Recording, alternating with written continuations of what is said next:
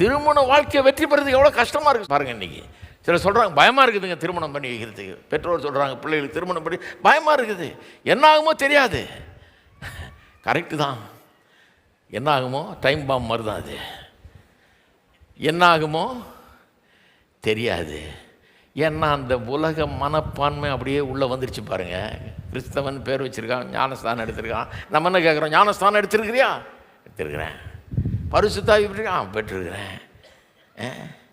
No smoking, no smoking, no drinking, no drinking. ஆனால் மீதி எல்லாம் இருக்குது. இந்த நான் என்ற எண்ணம் இருக்குதா, பெருமை இருக்குதா, மனத்தாழ்மை இருக்குதா? அதை கேட்குறது இல்லை யாரும். மற்றவங்களை பற்றி நினைப்பில் வாழ்வீங்களா, இல்லை உங்களை பற்றியே தான் நினச்சி வாழ்வீங்களா? உங்களுக்காகவே தான் வாழ்வீங்களா? கிறிஸ்து இயேசுவில் இருக்கிற அதே சிந்தை இருக்கிறதா? அப்படிப்பட்ட ஒரு வாழ்க்கை இருக்குதா? அதை நம்ம கவனிக்கிறதே இல்லை. முதல்ல நமக்குள்ளே இருக்குதான்னு பார்க்குறது இல்லை, மற்றவங்களுக்குள்ளே இருக்குது. அதெல்லாம் ரிக்குவயர்மெண்ட்டே கிடையாதுங்க.